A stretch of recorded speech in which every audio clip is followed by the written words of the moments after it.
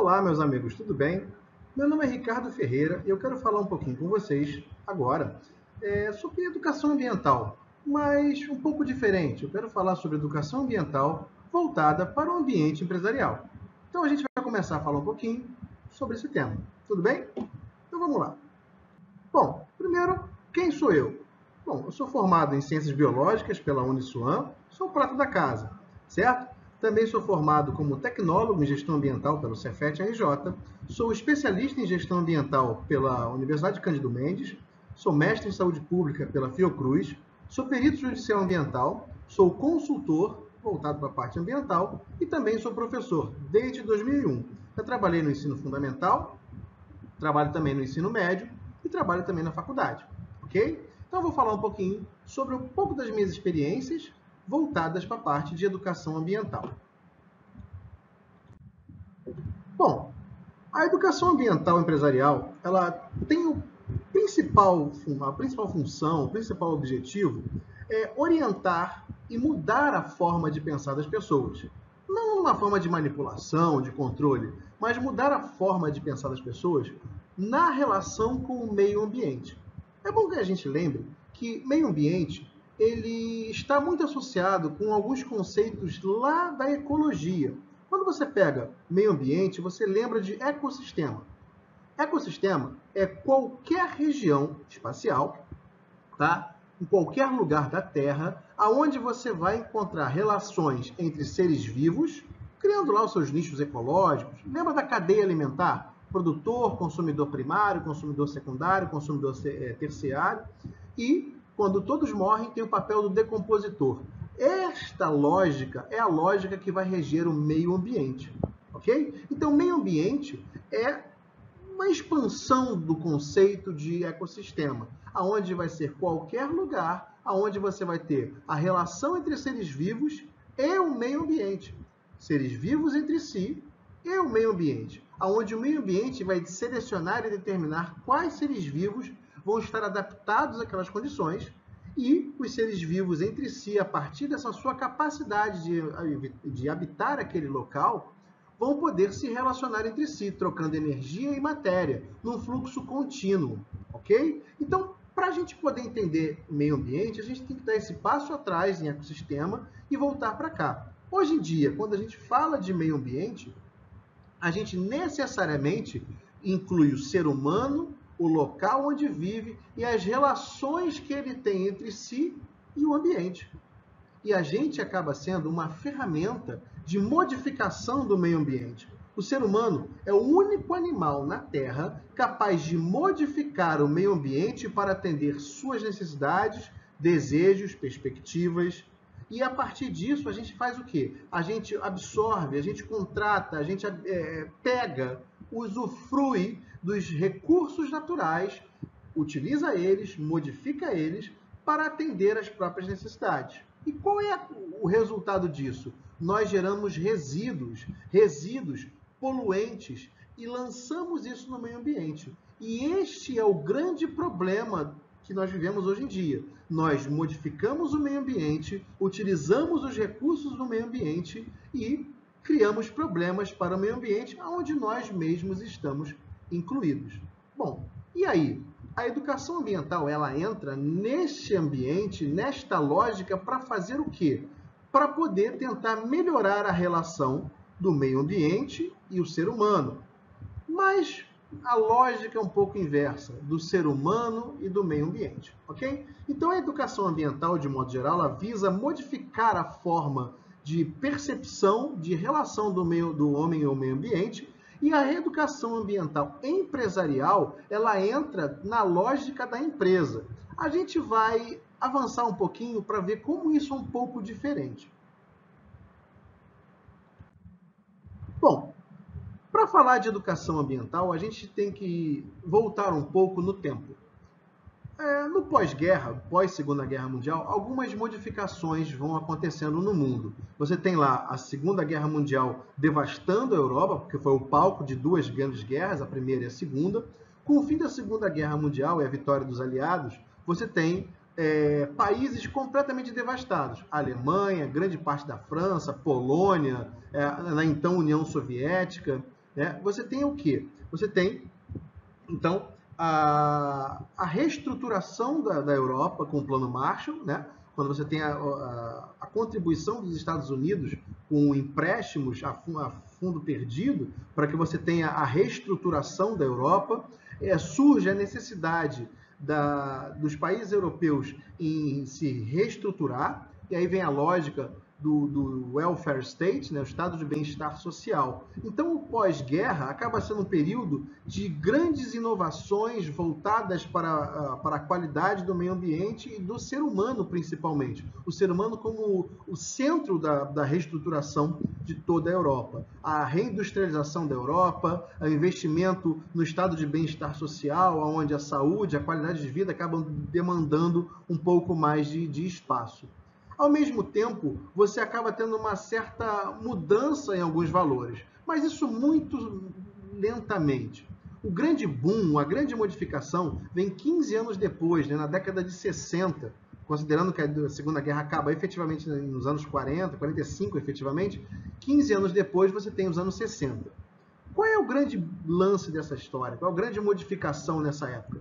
Os anos 60, ele acaba sendo o auge de todas as conquistas tecnológicas da humanidade. Por quê? Você tem o avanço nas pesquisas, a ciência acaba evoluindo, o pós-guerra traz esse retorno, né? Além das armas, tecnologias que eram utilizadas em armas acabam sendo desdobradas para a saúde, para a medicina, para a indústria de modo geral, né? Não se esqueça que avanços na indústria química, muito por conta dos avanços das pesquisas do pós-guerra e da própria Segunda Guerra Mundial, você tem aí como resultado direto os pesticidas, né? Nos anos 60, você tem aí o grande uso da descoberta e o grande uso dos agrotóxicos, que depois culmina na publicação de um livro chamado Primavera Silenciosa, da Raquel Carson, onde ela revela já o efeito colateral do uso em larga escala dos agrotóxicos, que é o câncer,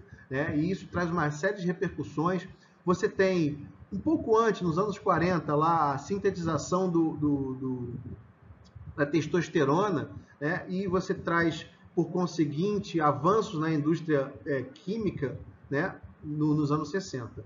E aí você tem também a sintetização, a gente vai falar um pouquinho mais à frente, do estrogênio, né? O estrogênio que cria, então, o estrogênio sintético e depois a pílula anticoncepcional. Isso traz uma série de modificações culturais, porque a pílula anticoncepcional traz para a mulher a liberdade de escolha para ter o prazer no ato sexual, deslocando da questão da necessidade reprodutiva. Então, quando você tem a questão da sintetização do estrogênio, a pílula anticoncepcional, traz, então, a base de uma revolução, podemos dizer assim, nos comportamentos. Você começa, nos anos 60, um movimento chamado contracultura, onde toda a lógica dos anos 40, 50 é questionada, e aí você também tem a sintetização das drogas, o uso das drogas. No momento também surgem as grandes bandas de rock, o movimento do rock, que traz a ideia de que pedras que rolam não criam limo, né? Que traz a proposta dos jovens se colocarem em deslocamento, em movimento,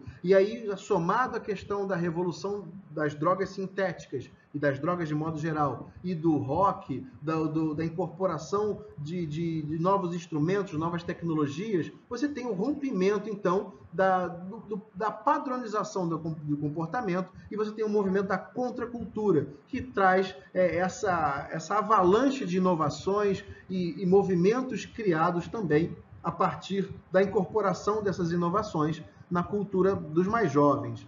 Ao mesmo tempo, você tem grandes desenvolvimentos tecnológicos e aí você está criando já um movimento, um ambiente da Guerra Fria, onde houve uma polarização com o pós-guerra da tecnologia nuclear, aonde você tem os países aliados, Estados Unidos, Inglaterra e França, desenvolvendo tecnologicamente, e num outro polo, lá no grupo soviético, da União Soviética, né, com Stalin nesse momento, e já mudando um pouco a lógica, você também tem o desenvolvimento tecnológico das armas nucleares. Então, com isso, você tem duas formas, né? Você tem a fragmentação do mundo em duas formas, com propostas sociais diferentes. De um lado, o ambiente capitalista, liderado pelos Estados Unidos e, consequentemente, com a Europa, né, a partir do Plano Marshall, né, foi uma zona de influência direta, e do outro lado, na outra extremidade da Europa, você tem a União Soviética com a proposta socialista, né? E com isso você tem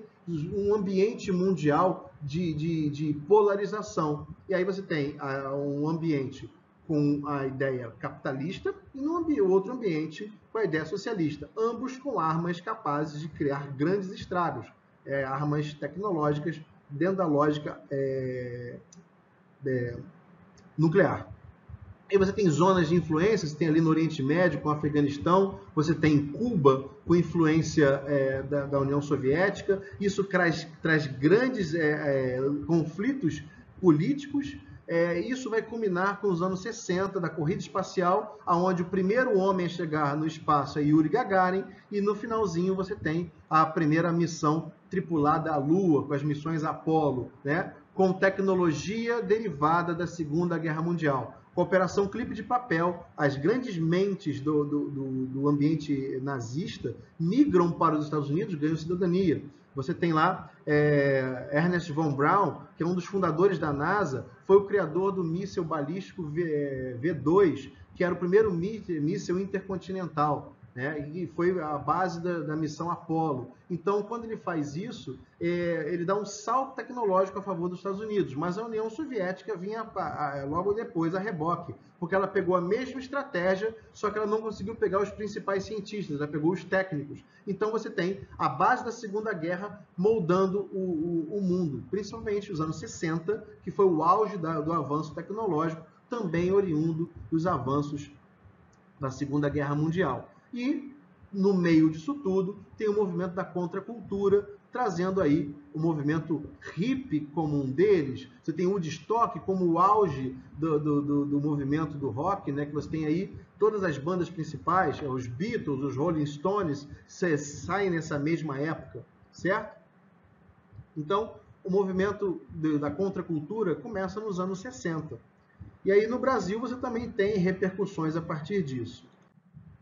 Bom, o estrogênio foi o ponto central aqui, porque o estrogênio foi a base da bioquímica, trazendo repercussões na mudança, na perspectiva da relação das mulheres com o próprio corpo. Se, por um lado, as mulheres passaram a controlar o seu período fértil, impedindo a gravidez a partir do uso do estrogênio, né, da sintetização do estrogênio, você trouxe também a liberdade para a mulher sair em campo, tentar lutar pelos direitos feministas. Então, a base de todos os movimentos que nós vemos hoje, são ecos do que começa nos anos 60. A ideia dos hippies, de você ter uma vida em maior contato com a natureza, também com o uso de drogas sintéticas ou não, né? A liberdade, os movimentos voltados ao meio ambiente mais harmônico, a paz, todos esses movimentos têm suas raízes aqui nos anos 60. E justamente por conta de todos esses movimentos de questionamento de como estava funcionando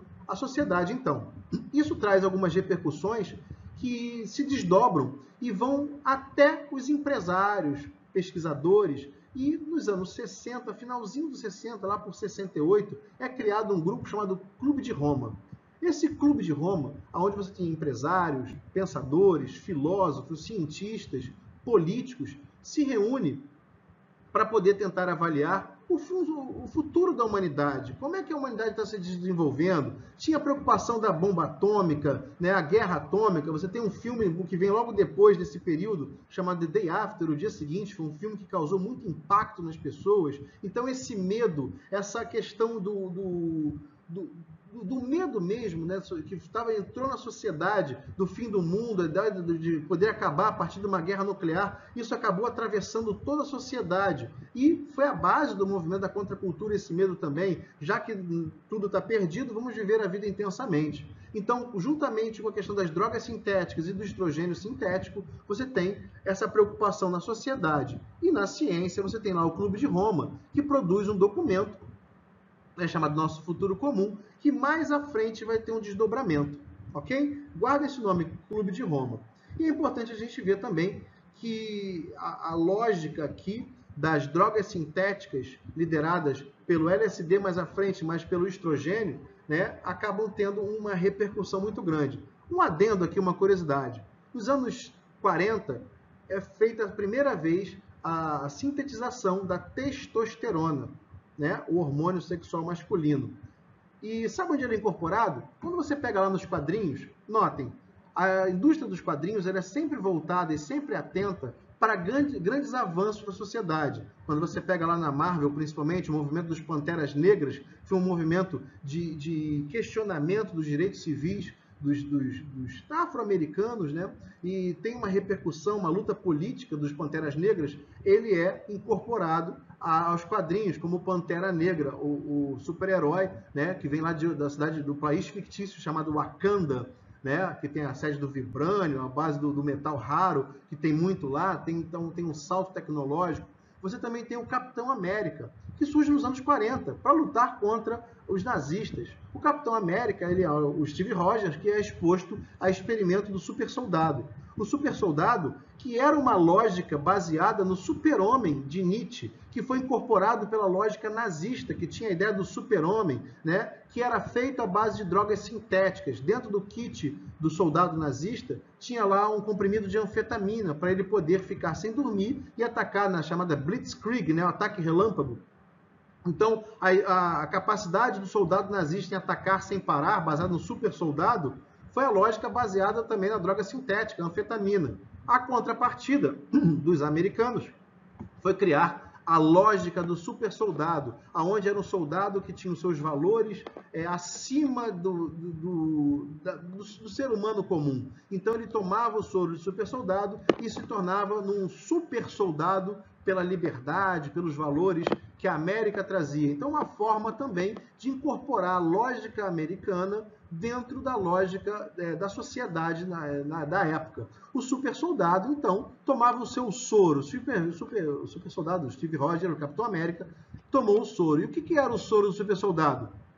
Testosterona sintética. Esta era a lógica que foi incorporada. Então, os quadrinhos copiaram a lógica e colocaram na arte. Então, a vida imita a arte, nesse caso, a arte imitou a vida. Então, esse adendo aí serve para você ver como é que a cultura acaba assimilando elementos e tornando eles, desdobrando eles, fazendo uma releitura, ressignificando eles e modificando a própria cultura. Ou seja, a cultura modifica a sociedade alimenta e modifica a cultura. E aí você tem esse processo contínuo, tá? Então, aqui a gente traz então, a importância dos avanços científicos para a sociedade. Então, a síntese desses hormônios acabou trazendo novas modificações para o século XX. Acabou trazendo novos fatores e novos valores incorporados à sociedade.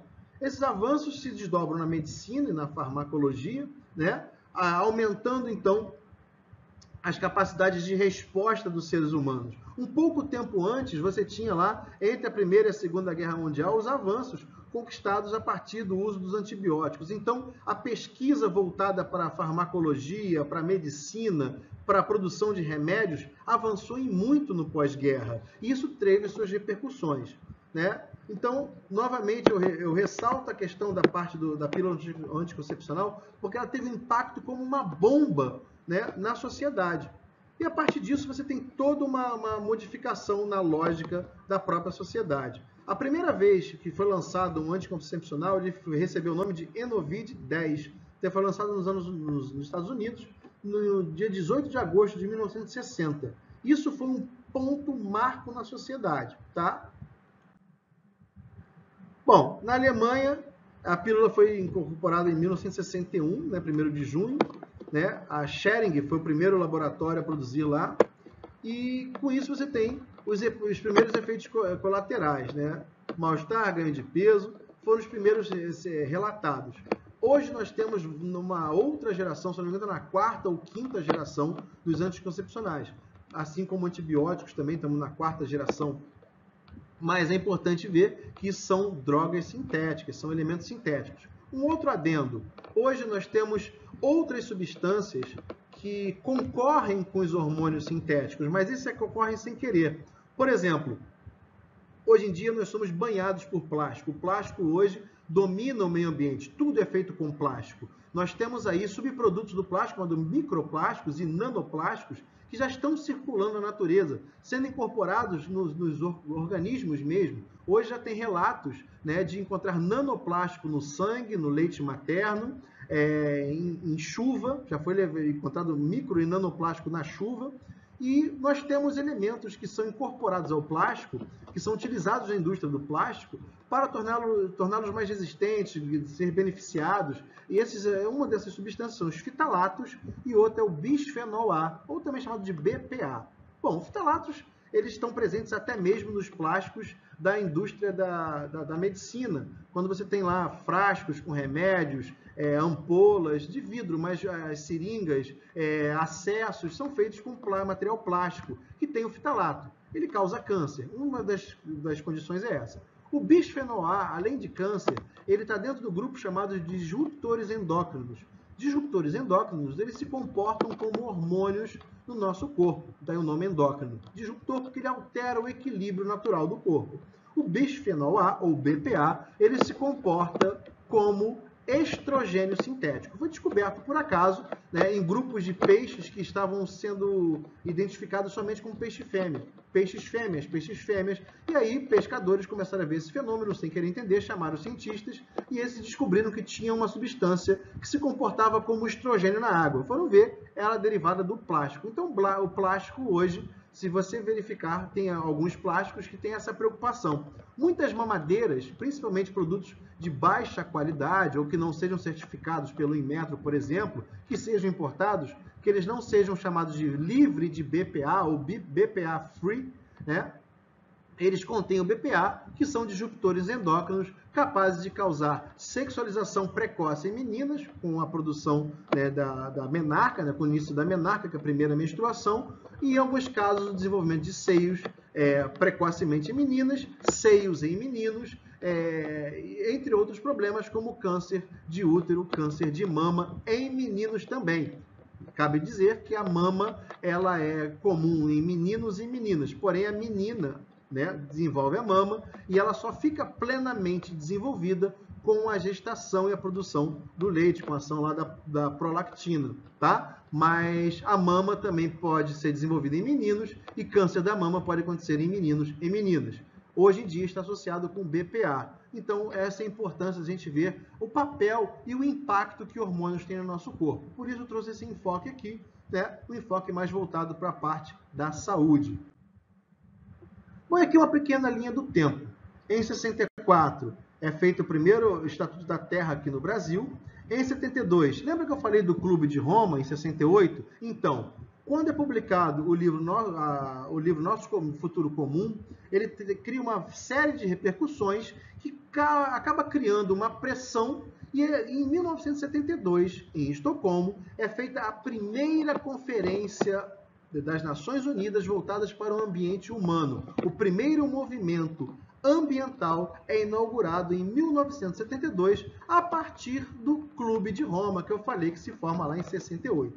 Em 73, é assinada a primeira convenção sobre o comércio internacional de espécies de fauna e flora selvagens ameaçados de extinção. Em 75, aprovado o Plano de Ação do Mediterrâneo e a adoção da Convenção de Barcelona. Em 79, a assinatura da Convenção sobre Poluição Atmosférica. Em 81, é criado o Programa Ambiental do Caribe. Em 83, a assinatura da Convenção de Viena e a proteção da camada de ozônio. Em 87, nós temos aqui a publicação do relatório Nosso Futuro Comum, né, Protocolo de Montreal, que veio lá do Clube de Roma. Em 92, é feita a Cúpula da Terra e é criada a Rio 92. Aqui nós temos um adendo. Muita gente comete um equívoco entre Rio e Eco 92. Rio 92 foi a conferência da ONU ocorrida no Rio de Janeiro.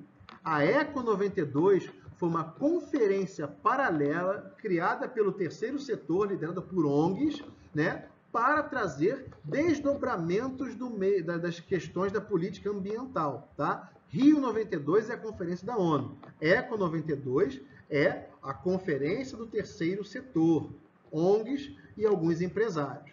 Em 97 é publicado o relatório Nosso Futuro Comum, ainda com desdobramentos do que a gente viu, né? Em 2005 nós temos um outro movimento ambiental, Em 2010, nós temos o lançamento da década da biodiversidade. 2012, Conferência das Nações Unidas sobre Desenvolvimento Sustentável, né? A Rio mais 20, né? 20 anos depois. 2015, a adoção dos Objetivos do Desenvolvimento Sustentável, os ODS, que ganham grande repercussão. 2016, o lançamento da companhia da Wild for Life da UNEP. 2017, a entrada em vigor da Convenção de Minamata sobre mercúrio. Minamata é uma cidade no Japão, que a gente vai ver agora. Ocorreu lá um grande desastre ambiental com o lançamento de mercúrio. Esse mercúrio entrou na cadeia trófica. Lembra que eu falei que falar de meio ambiente é importante a gente lembrar dos ecossistemas, da cadeia alimentar, né? Onde você tem lá um organismo produtor, que são as plantas, um consumidor primário, que são os herbívoros, e os consumidores secundários e terciários, que são os carnívoros. Quando todos morrem, tem os decompositores que convertem isso em matéria inorgânica, que volta para a cadeia orgânica a partir das plantas. Você vai ter lá os ciclos biogeoquímicos que estudam isso especificamente. Pois é, o mercúrio ele é amplamente utilizado na mineração de ouro. O mercúrio se adere ao ouro, né? E você depois retira esse amálgama, o nome amálgama lá do dente está associado a isso, também leva mercúrio. Quando você queima esse amálgama, o mercúrio evapora, ele vai se misturar à atmosfera, uma parte se precipita, e se você respirar isso, você absorve isso. Esse material que se precipita pode pegar o lençol freático. Bom, quando uma substância tóxica ela entra nas plantas, um herbívoro come elas, uma parte dessa substância tóxica fica incorporada ao herbívoro. Quando um carnívoro come esse herbívoro, uma parte dessa substância tóxica entra nesse carnívoro. Então, o carnívoro pegou esse elemento do ambiente e uma parte para ele. Como ele se alimenta de vários herbívoros, ele vai pegar várias doses tóxicas. Então, essa dose vai passando no chamado nível trófico. Produtor, consumidor primário, consumidor secundário. O nome disso é magnificação trófica. Vai aumentando a cada nível, até que você consuma no nível que agora é tóxico. Tá? Então, a magnificação trófica é um fenômeno que você estuda lá em ecossistema e você viu isso claramente em Minamata, onde milhares de pessoas foram intoxicadas por mercúrio. E o mercúrio ele entra e modifica o funcionamento do sistema nervoso central, causando morte em alguns casos, quando chega no nível tóxico, ou causando modificações no feto, na pessoa. E o mercúrio, assim como o chumbo, ele causa modificações no intelecto. Um adendo aqui, quando você pega lá as obras de Lewis Carroll, né, o Alice no País das Maravilhas, você tem a figura do Chapeleiro Louco. O Chapeleiro Louco era uma figura relativamente comum na Inglaterra no século XIX, né, onde algumas tintas eram feitas à base de chumbo. Então, o chapeleiro, quando manipulava essas tintas, algumas delas eram aquecidas, ele respirava chumbo também. E o chumbo, como ele está na mesma coluna do elemento químico carbono, ele é incorporado e o corpo não sabe identificar se é chumbo ou se é carbono. Então, ele é incorporado nas cadeias carbônicas do corpo, principalmente no sistema nervoso, alterando o sistema nervoso central. E as pessoas acabam tendo um comportamento completamente diferente. Loucura. Então, o Chapeleiro Louco, ele é uma figura até real, que você foi identificada, né? Foi identificada e trazida para o mundo da arte, novamente a arte, incorporando a vida, né? A figura da loucura devido à intoxicação por chumbo. Em Minamata, isso aconteceu por conta do mercúrio, tá? Então, nós temos aqui vários outros eventos. Todos eles estão aqui descritos, os principais marcos do movimento ambiental. Bom, o movimento ambiental, então, ele surgiu para marcar a preocupação do homem com a relação do meio ambiente. Mas isso não veio porque o ser humano está realmente preocupado com o meio ambiente. Isso veio como uma resposta a pressões da própria sociedade, principalmente por cientistas, pesquisadores, filósofos, sociólogos e da própria sociedade, também através de médicos, por conta de grandes problemas ambientais. Né?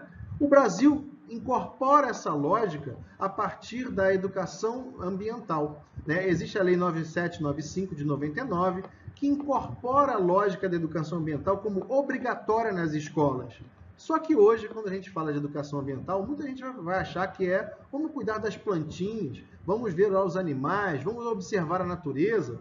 né, mas ela vai muito além disso. Né? Quando você pega aqui educação ambiental, logo no primeiro artigo da Lei 9795, que é a Política Nacional de Educação Ambiental, fala: entende-se por educação ambiental os processos por meio dos quais o indivíduo e a coletividade constroem valores sociais, conhecimentos, habilidades, atitudes e competências voltadas para a conservação do meio ambiente, bem de uso comum do povo, ou seja, o meio ambiente é comum a todas as pessoas. O pessoal do direito vai falar que é da área do direito difuso. Todos são donos onde não é possível identificar um dono. Todos são donos de maneira igual. Tá? Essencial a sadia qualidade de vida e a sua sustentabilidade. 2. Artigo 2º. A educação ambiental é um componente essencial e permanente da educação nacional, devendo estar presente de forma articulada em todos os níveis e modalidades do processo educativo, em caráter formal e não formal. Formal na escola, não formal em todos os ambientes. Bom, aqui a gente tem aqui um movimento importante, né, que vem a partir da ONU.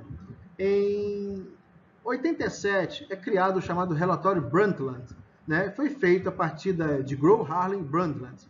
Foi médica, diplomata e ex-primeira-ministra, né? Ex-ministra do Meio Ambiente e primeira-ministra também da Noruega.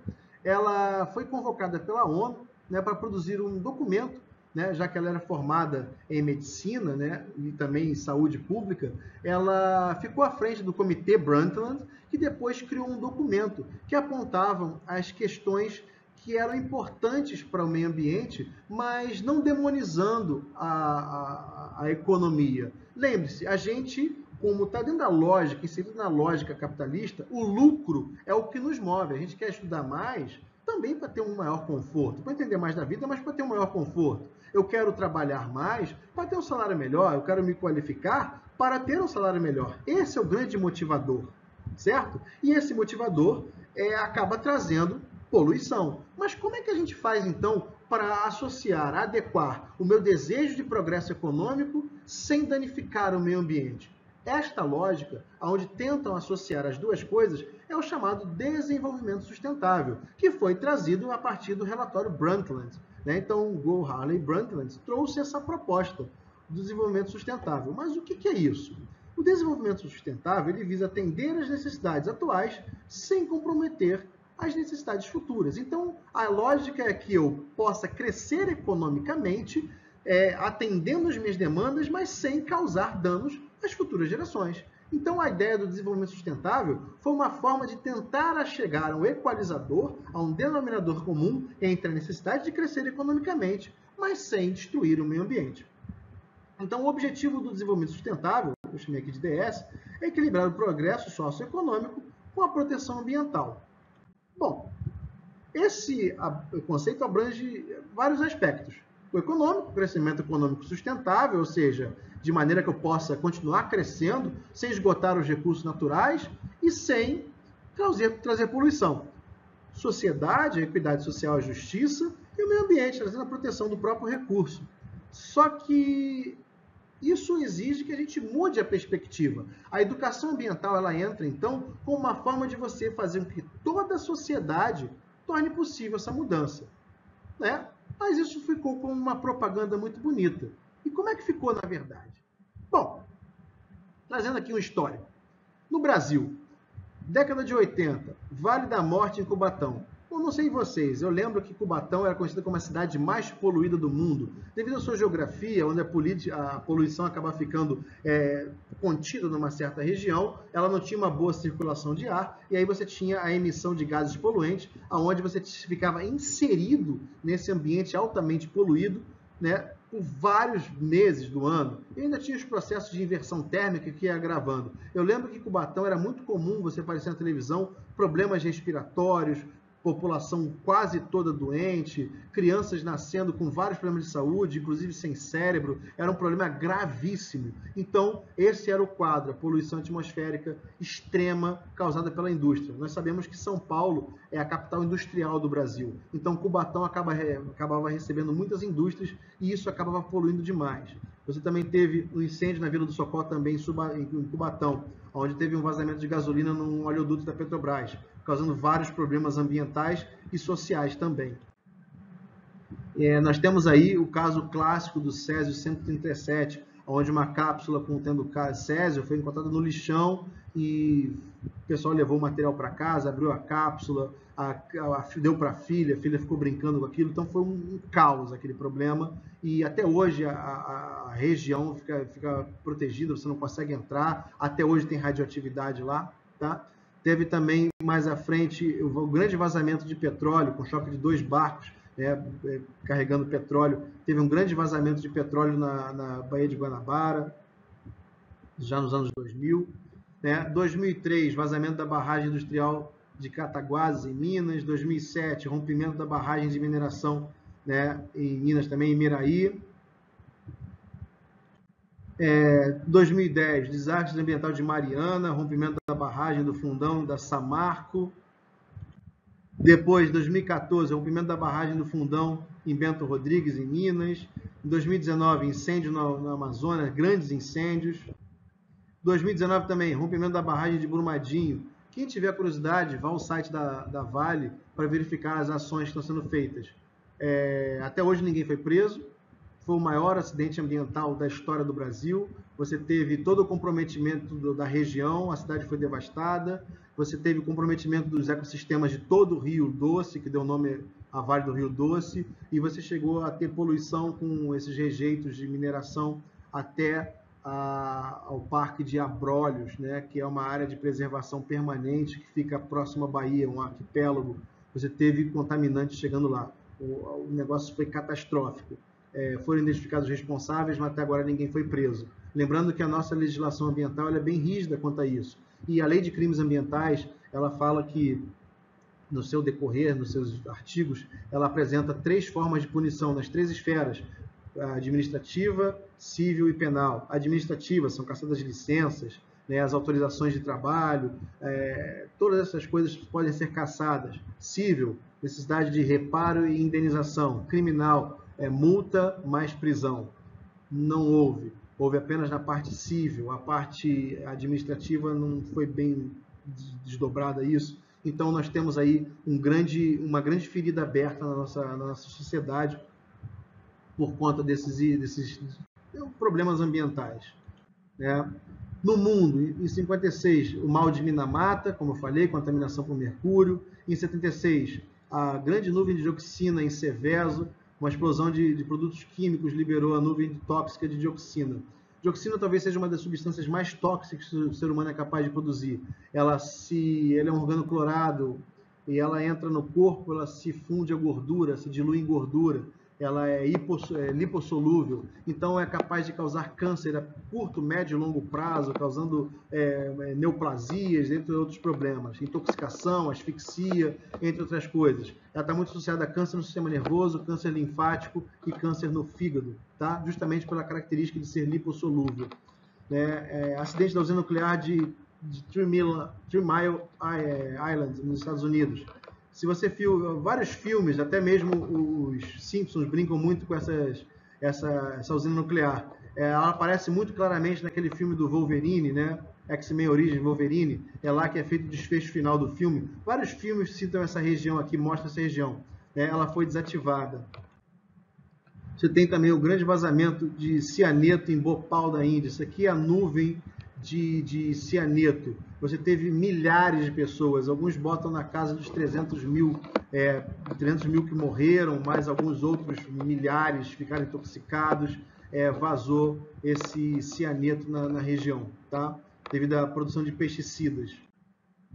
O grande acidente nuclear de Chernobyl, esse acidente aqui foi a pá de cal que acabou com a União Soviética, Você teve vazamento de material radioativo, foi identificado na França e na Inglaterra a nuvem radioativa. Isso causou toda uma movimentação no mundo e acabou culminando no fim da União Soviética. Ela estava para cair, mas aí a cortina de ferro rompe permanentemente graças a esse acidente. Quem quiser curiosidade, veja aquela série Chernobyl, que estava lá na HBO, mostra claramente qual foi os problemas. Foi um problema gravíssimo e, por sorte, a Europa continua sendo habitável porque não choveu nesse período. Se naquele período tivesse chovido, todo o material radioativo que foi encontrado, que foi detectado, poderia ter tornado grandes áreas da Europa como inabitáveis, tal como está hoje a localidade chamada Pripyat, lá na Ucrânia, né, que pertencia à União Soviética na época. Em 89, o acidente da Excom Valdez, né, esse navio, ele começa a vazar petróleo, foi um dos maiores vazamentos, derramamentos de petróleo, né, já vistos no mar, foi quantidades absurdas de petróleo. Você também tem, em 2002, o afundamento do navio Prestige na costa da Espanha. Né? Isso aqui é a onda de óleo que causou em toda a costa da região, causando vários problemas ambientais. E também a explosão aqui da plataforma Deepwater Horizon, né, no Golfo do México. E aí também, além do vazamento de grandes quantidades de petróleo, você teve essa explosão contaminando a atmosfera com esses materiais. Bom, qual é o grande lance? Os movimentos ambientais, eles vêm para tentar sanar os problemas que a ideia do lucro traz. Todos esses acidentes ambientais estão associados com o lucro que as empresas buscaram, o lucro sem qualquer tipo de controle. Então, os movimentos ambientais acabam sendo uma resposta da sociedade, muitas das vezes organizadas pela ONU, para tentar orientar as empresas a não demonizar o lucro, não é isso que a gente quer, a tornar o lucro, o desenvolvimento sustentável, viável, sem esgotar, sem sacrificar o meio ambiente e as pessoas. Então, a resposta que o mercado dá, agora eu estou falando mesmo do coração do ambiente de lucro, né? A resposta que esse ambiente dá são as normas ambientais, tentando fazer com que as empresas se destaquem, né, buscando o seu lucro, mas também atentando às questões ambientais. Você tem aqui a ISO 9001, que não traz a ideia de lucro, ela traz o controle da qualidade dos processos, aonde você tem essa certificação visando fazer o quê? Criando um maior controle sobre os seus processos. A lógica imediatamente aplicada ao meio ambiente é a norma ISO 14001. Lembrando que ISO é um organismo internacional, é uma ONG sem fins lucrativos, né? que quer dizer o quê? International Standardization Organization. É a Organização Internacional de Padronização. Várias empresas fazem parte, né? Incorporam fazem parte dessa grande empresa internacional. No Brasil, nós temos a ABNT, Associação Brasileira de Normas Técnicas, ela é membro da ISO.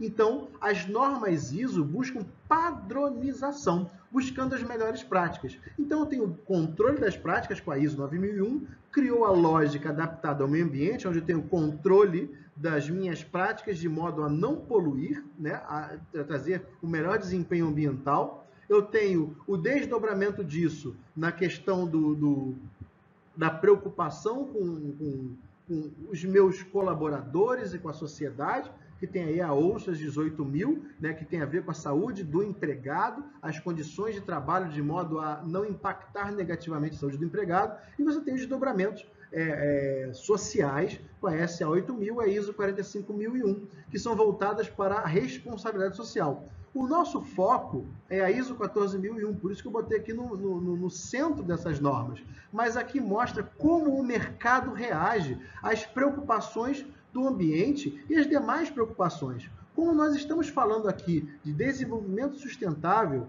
e também de sustentabilidade, que é a evolução dessa lógica, a incorporação destas normas acaba sendo uma forma, uma garantia que as empresas estão adotando as melhores práticas, né, com uma certificação independente internacional que faz avaliação daquilo que você fala que faz. Quando você tem lá seus valores, missão, visão, quando você incorpora isso no seu negócio e você tem uma certificação, quer dizer que uma empresa independente traz esse olhar, esses critérios rigorosos para avaliar a sua empresa, se a sua empresa está realmente cumprindo aquilo que fala. Então, a certificação é uma forma que você dá uma satisfação à sociedade, né, e aos seus colaboradores e também aos seus os stakeholders, né, aquelas partes interessadas no seu negócio, né, vamos chamar assim, que você está se comprometendo com o meio ambiente. Você pode fazer um sistema de gestão voltado para o meio ambiente, a gente chama de SGA, ou você pode incorporar todas essas normas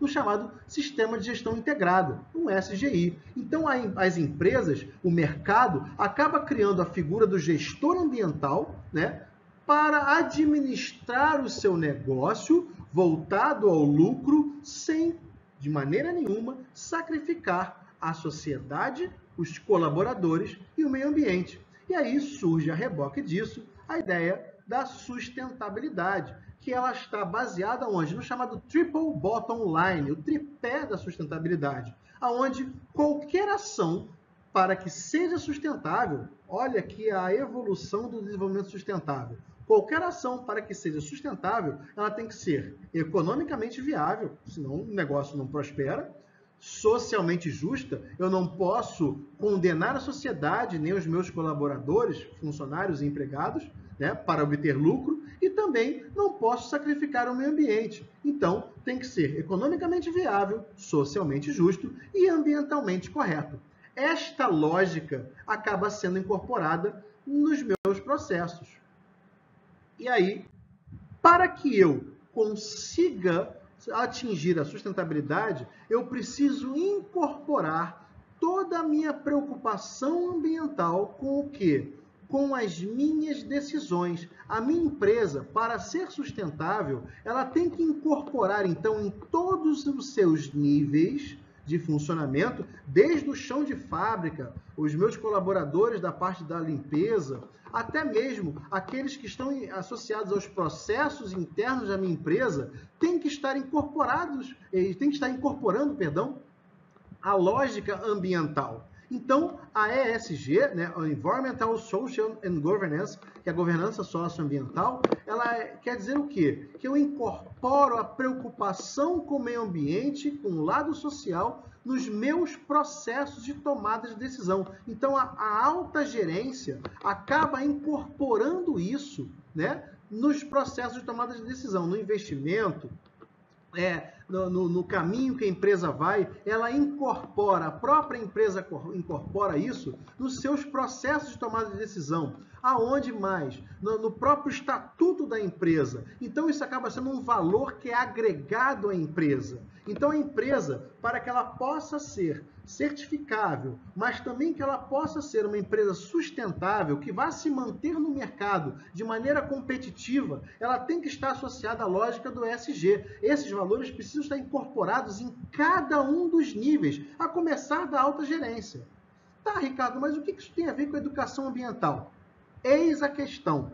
Para que toda empresa tenha sucesso nos seus processos incorporados com a questão ambiental, a educação ambiental voltada para os meus processos produtivos precisa ser adaptada. Não basta falar, não basta apenas capacitar o meu profissional com um curso ou com uma palestra sobre educação ambiental. A educação ambiental, a forma de se relacionar dentro da empresa, com os processos produtivos da empresa, com a relação com os meus colaboradores, dentro e fora da empresa, com a minha imagem, ela precisa ser trabalhada cotidianamente. Então, o meio ambiente, a variável ambiental, ou melhor, a variável socioambiental, precisa ser trabalhada todos os dias, em todos os níveis. Isso vai desde a preocupação em botar no meu ambiente de trabalho iluminação o mais natural possível, adotar práticas que sejam economicamente viáveis, desde botar equipamentos mais econômicos, equipamentos que possam reutilizar a água. Por exemplo, quando você vai fazer uma estrutura hoje, você incorpora lá da engenharia a lógica do reuso de água. Você tem as águas azuis, que são as águas que não são utilizadas. Águas amarelas, que contém lá do mictório apenas água e urina, que podem ser incorporadas como produção de fertilizante. Você tem as águas marrons, que são encaminhadas para o sistema de tratamento. Então, quando você começa a trabalhar com a ideia do reuso da água, você começa a economizar a água do manancial e baixar a sua conta. Quando você coloca, por exemplo, painéis solares, você reduz o custo da utilização de energia elétrica. Quando você faz um telhado verde, você diminui até 5 graus o interior daquele ambiente. Então, quando você incorpora esses valores, os próprios funcionários começam a incorporar isso nas suas rotinas. Então, quando você incorpora isso na rotina, você leva isso para a sociedade. O seu funcionário, quando incorpora isso na sua rotina interna, novas práticas, melhores práticas, quando você trabalha com metas ambientais que sejam factíveis, quando você dá bonificação aos seus funcionários, ou quando você capacita melhor os seus funcionários na lógica da prática cotidiana da melhor relação com o meio ambiente, você modifica também a sociedade. Então, lá, lembra que eu falei que você tem a Política Nacional de Educação Ambiental? Você acaba fazendo a mesma coisa no interior da sua fábrica, de modo a desdobrar isso para fora no meio ambiente. Então, além de você melhorar o meio ambiente, você melhora a sua imagem. As próprias sociedades vão começar a valorizar a sua modificação na relação com o meio ambiente. Por quê? Eles vão ter esse valor incorporado a eles. Quando você incorpora esse valor na sua rotina, você leva aos seus funcionários essa visão e esses funcionários levam para a sociedade. A sociedade, quando começa a ser sensibilizada com a questão ambiental, quando ela vê esse valor na sua empresa, ela valoriza. Qual é o seu agregador? Você acaba agregando na sua imagem a imagem de uma empresa preocupada com o meio ambiente. Ou seja, o investimento em processos, em produtos, em práticas cotidianas no meio ambiente, voltados para o meio ambiente, é um investimento que faz o quê? Faz você agregar valor à imagem da sua empresa. Então, quando você trabalha com a ideia de educação ambiental empresarial, você, além de incorporar os valores da alta gerência, promovidos pelo ESG, você torna a sua empresa toda sustentável. Por quê? Todos os seus colaboradores vão incorporar as novas medidas que você vai incorporar nos seus processos, certo? Então, isso além de ser naturalizado, isso é agregado como um valor essencial da sua empresa. E esse é o grande objetivo da educação ambiental empresarial. Ok? Então, meus amigos, falar de educação ambiental não é falar do matinho, da plantinha, do bichinho. É falar de valores. É falar de valores que agregam à sua empresa novos conceitos e agregando também valor econômico. Então, com isso, a gente se torna sustentável. Bom, meus amigos, eu queria agradecer a vocês ficarem aí basicamente 50 minutos me ouvindo. Mas, tendo alguma dúvida, contem comigo. Espero ter colaborado e trazendo um pouquinho de uma nova visão para vocês sobre o meio ambiente, sobre educação ambiental. Espero vocês na próxima. Um abraço, fiquem com Deus, até a próxima aí. Valeu, galera!